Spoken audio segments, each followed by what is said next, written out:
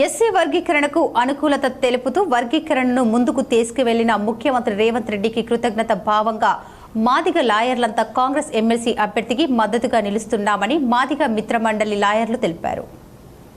Godavarikhani press క్లబ్లో సోమవారం ఏర్పాటు చేసిన మీడియా సమావేశంలో మాదిగ మిత్రమండలి రాష్ట్ర ఉపాధ్యక్షులు కోటగిరి పాపయ్య మాట్లాడుతూ ఎస్సీ వర్గీకరణపై కోర్టు తీర్పుతో మొదటిగా స్పందించిన ముఖ్యమంత్రి రేవంత్ రెడ్డి ఆ దిశగా అడుగులు వేశారని, పూర్తి స్థాయిలో న్యాయం చేయకపోయినా రానున్న రోజుల్లో పూర్తి స్థాయిలో న్యాయం చేస్తారన్న నమ్మకంతోనే కాంగ్రెస్ ఎమ్మెల్సీ అభ్యర్థి నరేందర్ రెడ్డికి మద్దతుగా మాదిగ లాయర్లంతా నిలబడడం జరిగిందన్నారు.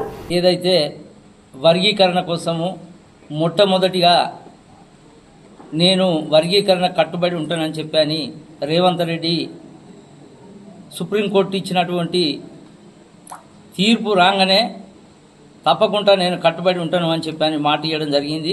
ఆ మాట ప్రకారమే వారు వర్గీకరణ చేశాడు. వారికి ప్రత్యేకంగా ధన్యవాదాలు తెలియజేసుకుంటున్నాము. కానీ మాకు అనుకున్నంత రాకపోవడం 9%, మాకు 11% రావాలి అని చెప్పని మా ఒక మందకృష్ణ మాదిగ గారు అడగడం జరిగింది. డిమాండ్ చేస్తే తప్పకుండా దాన్ని కూడా పరిశీలన పెడతా అని చెప్పని మాకు మాట ఇవ్వడం జరిగింది. ఎందుకంటే ఇచ్చిన మాట కోసము కట్టుబడి ఉండేటువంటి రేవంత్ రెడ్డి గారికి, మా మాదిగ జాతికి తప్పకుండా వారికి అండగా ఉంటామని చెప్పని మాదిగ మిత్రమండలి సంపూర్ణంగా వారికి మద్దతు తెలుపుతున్నాము.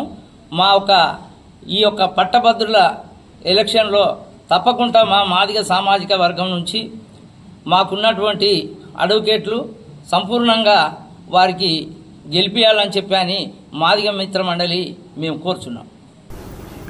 ఈ మీడియా సమావేశంలో మాదిగ మండలి మాదిగ లాయర్లు కాదాశి శేఖర్, ప్రభుదర్, సంతోష్, హనుమంత్, పంగ రాజయ్య తదితరులు పాల్గొన్నారు.